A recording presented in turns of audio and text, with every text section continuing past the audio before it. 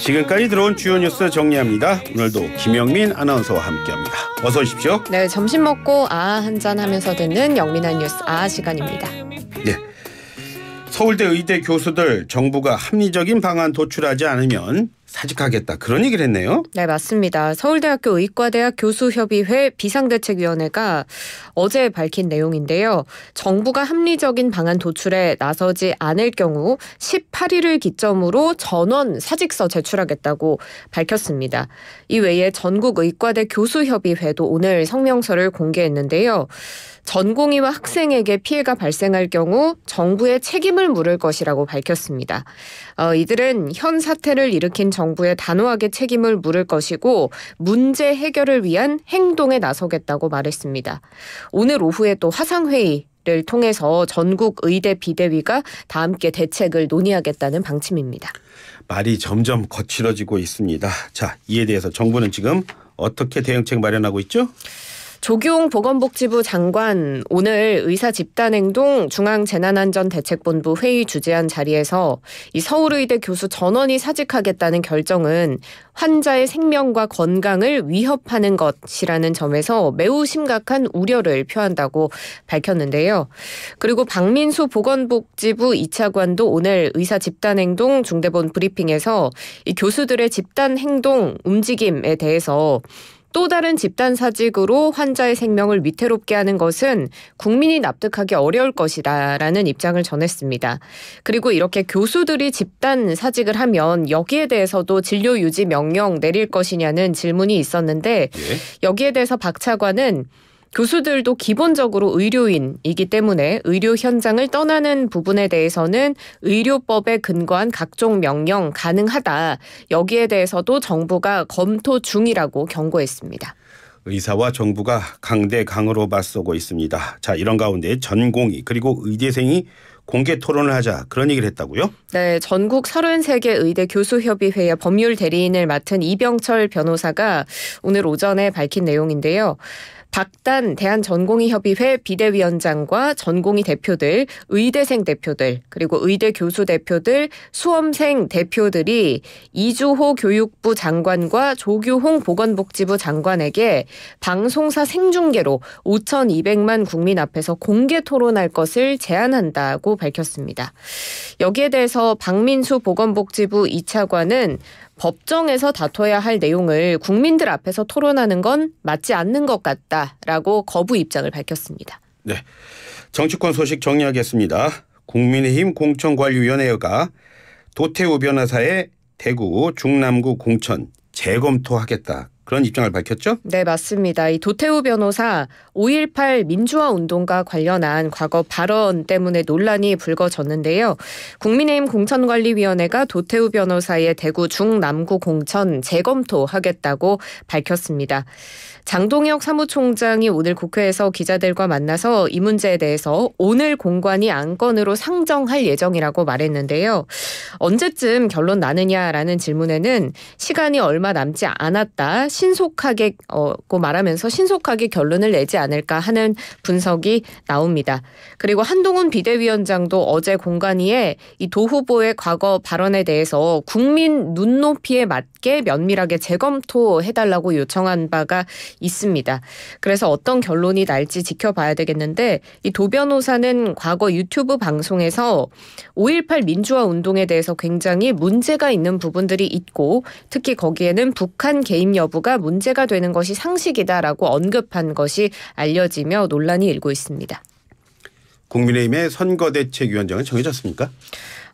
장동혁 국민의힘 사무총장이 오늘 출근길에 밝힌 내용을 전해드리면 아직 확정은 아니지만 총괄선대위원장으로 한동훈 비대위원장이 원톱으로 가는 것에 다른 고려를 해본 적이 없다. 라고 밝혔습니다. 그러면서도 공동선대위원장은 여러 명을 모실 수 있다고 밝혔는데요. 공동선대위원장이라는 표현 때문에 한 위원장과 공동으로 한다고 생각하는 것 같은데 총괄선대위원장은 한 위원장 한 명으로 간다라는 이 구상이 처음에도 지금도 중간에도 한 번도 바뀐 적이 없었다고 강조했습니다.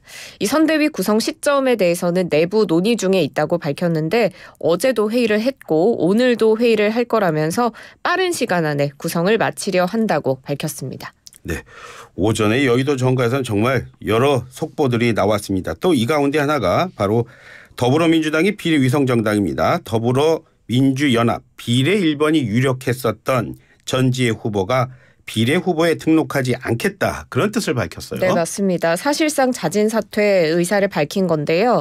이 더불어민주당의 비례위성정당인 더불어민주연합 내에서 시민사회 몫의 비례대표 후보로 확정됐던 전지혜 금융정의연대 운영위원이 과거에 한미연합훈련 반대 시위를 벌였던 청년 결의 하나 대표를 지낸 사실이 알려져서 논란이 일었습니다.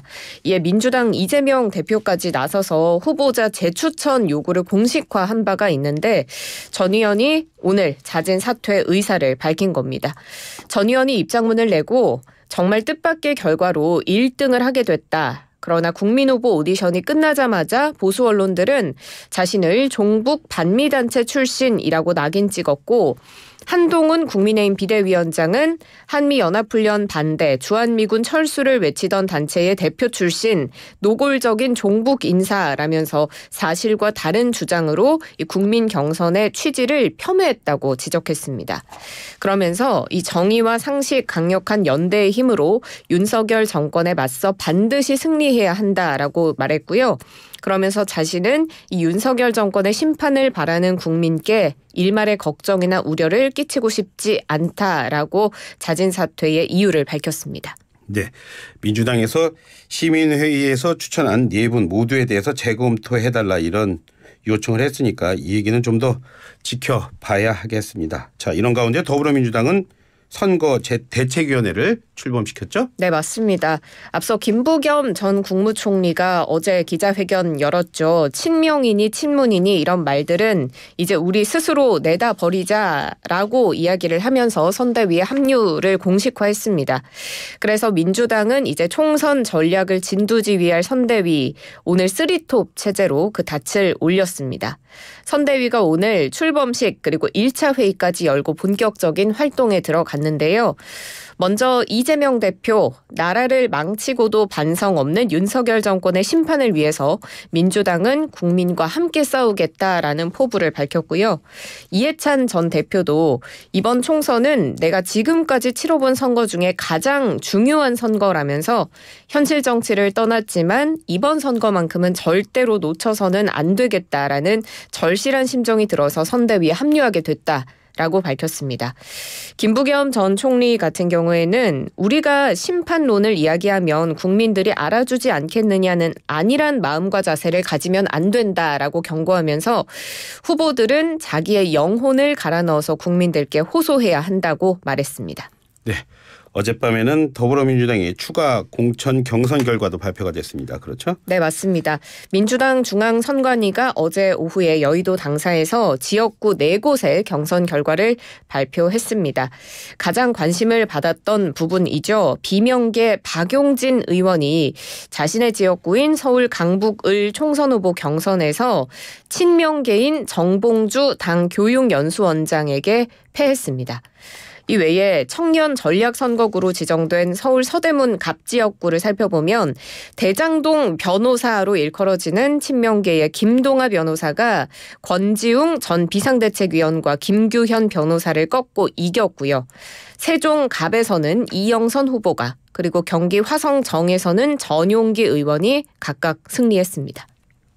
네, 다음 소식입니다. 감사원이 사교육 카르텔에 대한 감사를 진행했는데 감사 결과 정리해 주시죠. 네, 감사원이 지난해 9월부터 12월 이 교원과 사교육 업체 간의 문항 거래와 같은 다양한 유착에 따른 우려가 제기되자 교원 등의 사교육 시장 참여 관련 복무 실태 점검 감사를 실시했습니다.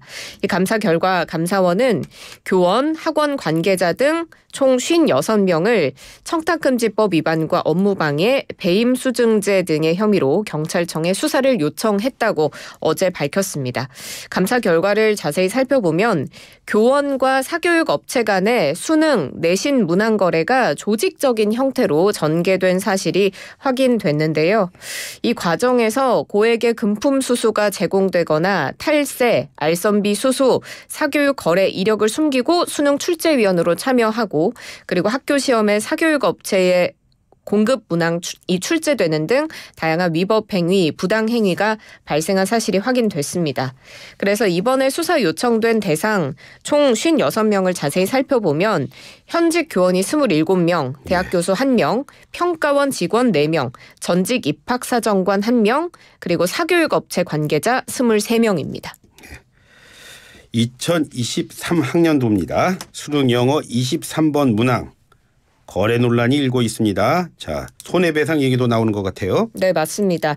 2022년 11월에 시행됐던 2023학년도 수능 영어 23번 문항이 지금 논란이 되고 있는데 캐스 선스타인 하버드대 로스쿨 교수가 출간한 투머치 인포메이션에서 발췌한 지문을 읽고 그 주제를 찾는 3점짜리 문항이었습니다. 그런데 수능 직후에 이 지문이 대형 입시업체의 유명 강사 조 씨가 제공했던 사설 모의고사 지문과 한 문장이 동일하다라는 주장이 나왔는데 이 비슷한 시기에 이 지문이 EBS 수능 교재의 감수본에 실렸다가 최종 제외된 사실이 또 알려지면서 논란이 커졌습니다. 감사원이 살펴봤더니 이게 어쩌다가 이렇게 됐는지 그 과정이 나오는데 좀 복잡하기는 하거든요. 먼저 EBS 감수본에 해당 문헌을 만든 교원 A씨와 친분이 있는 교원 B씨가 조 씨에게 이 문항을 공급한 것으로 파악됐고요. 그리고 EBS 교재 감수에 참여한 대학 교수가 수능 출제위원으로 활동하면서 이 지문을 이용해서 수능을 출제한 것으로 드러났습니다. 그러니까 사교육업체와 교원 간의 문항 거래가 있었고 EBS가 보안 유지를 실패한 것까지 겹치면서 이번 사태가 벌어진 건데요. 그래서 반민심 사교육 카르텔 척결 특별조사 시민위원회 등 이 100여 개의 시민단체가 이 입시 업체 해당 강사 조모 씨 그리고 조모 씨와 공모한 교사와 교수를 대상으로 이 집단 손해배상 소송을 추진하겠다는 입장을 오늘 밝혔습니다. 이 영어 시험을 본 수험생 44만여 명을 대리해서 1인당 2천만 원의 손해배상을 청구할 방침이라고 밝혔는데 그러면 총 손해배상 청구 규모는 8조 9천억 원에 이르게 됩니다. 네, 말씀하셨지만 지난해 수능이 2024학년도 수능이었으니까 무려 1년 동안 묻혀 있었던 거고요. 뭐 해당 학생들은 지금 대학교 다니고 그러고 또 다시 공부하고 그렇게 되겠죠. 자, 마지막 소식. 우리나라 사람 한 명이 러시아에서 간첩 혐의로 체포가 됐어요. 네, 한국 국민 한 명이 올 초에 러시아 극동 블라디보스토크에서 간첩 혐의로 체포됐다고 러시아의 타스 통신이 보도했습니다. 한국인이 러시아에서 간첩 혐의로 체포된 건 처음인데요. 타스 통신은 이 사법 당국자 인용해서 간첩 범죄 수사 중에 한국인의 신원을 확인했다고 밝히면서 이 한국인의 성씨가 백 씨라고 실명을 보도하기도 했습니다. 러시아에서 간첩 혐의로 유죄 판결을 받으면 10년에서 20년의 징역형 선고받을 수 있는데 지금 외교부 당국자는 체포 사실 인지한 직후부터 필요한 영사 조력 제공하고 있다고 밝혔지만 구체적인 내용은 조사 중이라서 언급하기 어렵다는 입장입니다. 네, 오늘도 수고하셨습니다. 고맙습니다. 고맙습니다. 지금까지 김영민 아나운서와 함께했습니다.